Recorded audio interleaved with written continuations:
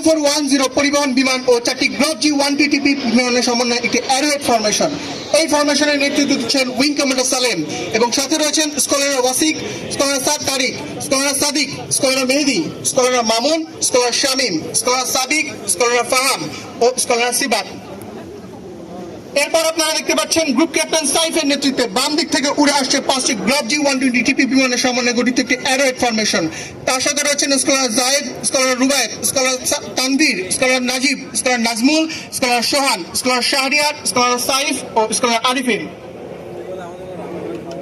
এরপর আপনারা দেখতে পাচ্ছেন উইং কমান্ডার আল মামুনের নেতৃত্বে বাম দিক থেকে উড়ে আসছে 5টি PT6 বিমানের সমন্বয়ে গঠিত একটি অ্যারোহেড ফরমেশন। তার সাথে রয়েছেন স্কলার আরিফ, স্কলার জাবির, scholar Asif, scholar Mehedi, scholar কবির, স্কলার মুশফিক ও স্কলার শরীফ। এরপরে রয়েছে 2টি বেল 206 ও একটি AW119 বিমান হেলিকপ্টারের সমন্বয়ে গঠিত একটি বিগ আকৃতির ফরমেশন, যার নেতৃত্ব দিচ্ছেন উইং কমান্ডার মমিন।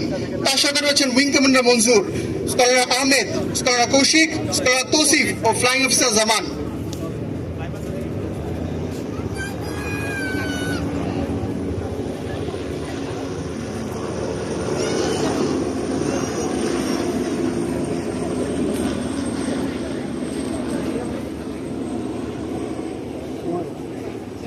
হেলিকপ্টার খুব ভালো লাগে।